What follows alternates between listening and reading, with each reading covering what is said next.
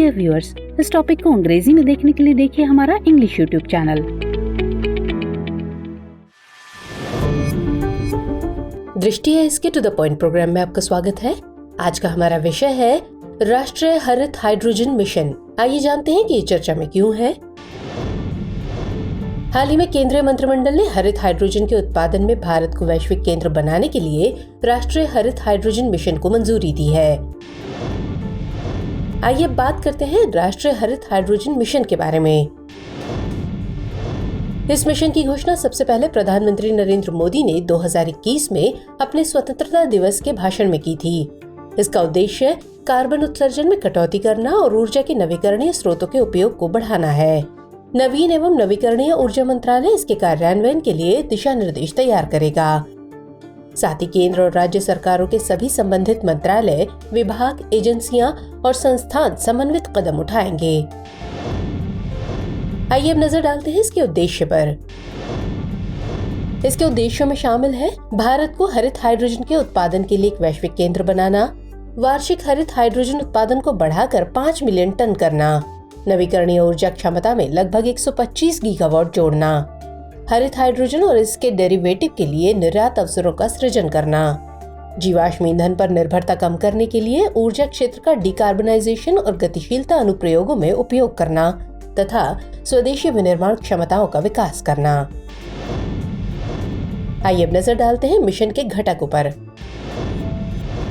SIGST SIGHT यानी strategic intervention for green hydrogen transition programme के तहत 2 वित्तीय प्रोत्साहन तंत्र बनाए गए हैं। ये है इलेक्ट्रोलाइजर के घरेलू विनिर्माण को लक्षित करना और हरित हाइड्रोजन का उत्पादन करना।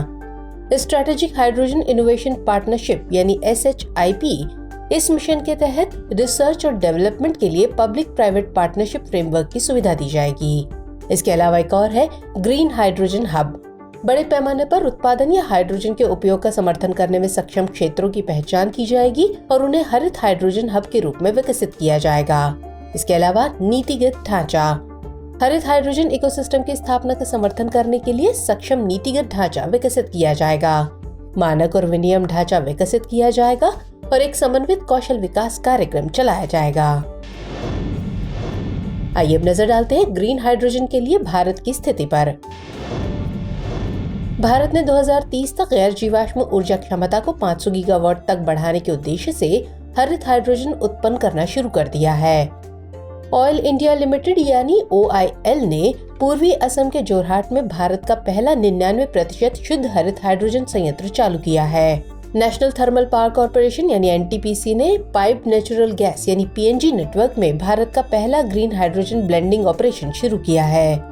इसके अलावा पेट्रोलियम और प्राकृतिक गैस नियामक बोर्ड यानी PNGRB ने PNG के साथ ग्रीन हाइड्रोजन के 5% सम्मिश्रण के लिए मंजूरी दे दी है। बाद में इसे 20% तक बढ़ाया जाएगा। चलिए अब नोट कर लीजिए अभ्यास प्रश्न। राष्ट्रीय हरित हाइड्रोजन मिशन के संबंध में निम्नलिखित कथनों पर विचार कीजिए। कथन 1, इसकी घोषणा प्रधानमंत्री ने 2021 में अपने स्वतंत्रता दिवस के भाषण में की थी। और कथन 2, नवीन एवं नवीकरणीय ऊर्जा मंत्रालय इसके कार्यान्वयन के लिए दिशा निर्देश तैयार करेगा। आपको बताना है कि इनमें से कौन से कथन सही है या सही है। ऑप्शन है A केवल 1, B केवल 2, C 1 और 2 दोनों या फिर D ना तो 1 और ना ही 2। तो प्रश्न का उत्तर कमेंट सेक्शन में देना मत भूलिएगा। मिलेंगे अगले एपिसोड में किसी और इम्पोर्टेंट टॉपिक के साथ। तब तक के लिए जय हिंद।